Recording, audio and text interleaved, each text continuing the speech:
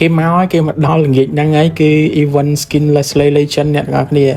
ហើយជាមួយនឹង event នេះដែរកំពុងតែមានការសពេចសពិលខ្លាំងមែនតើជាមួយនឹង ticket របស់ event ហ្នឹងណាមិនដឹងថាមានឬក៏អត់ទេតែបើសិនជាអត់មានដូចរៀងចាក់កដល់ហើយ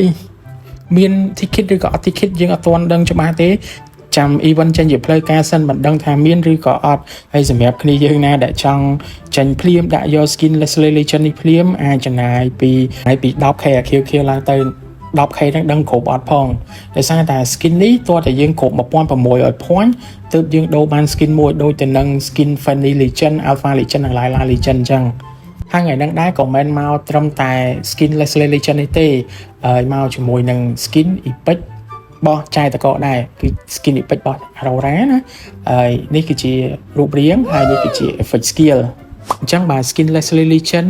រៀងច្រើនពេកអញ្ចឹងអ្នកនរគ្នាអាចមើល skin epic បោះចាយតកបានអញ្ចឹងបើអ្នកទាំងអស់គ្នាមានតម្រូវការចង់ដាក់អី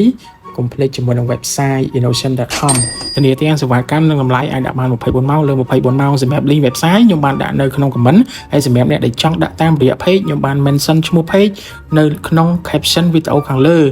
ហើយវីដេអូហ្នឹងក៏មានតែប៉ុណ្្នឹងដែរអរគុណសម្រាប់ការតាមដានទស្សនាពីដើមរហូតដល់ចប់ជូនពរអ្នកទាំងអស់គ្នាសុខភាពល្អសំណាងល្អជួបគ្នានៅវីដេអូក្រោយទៀត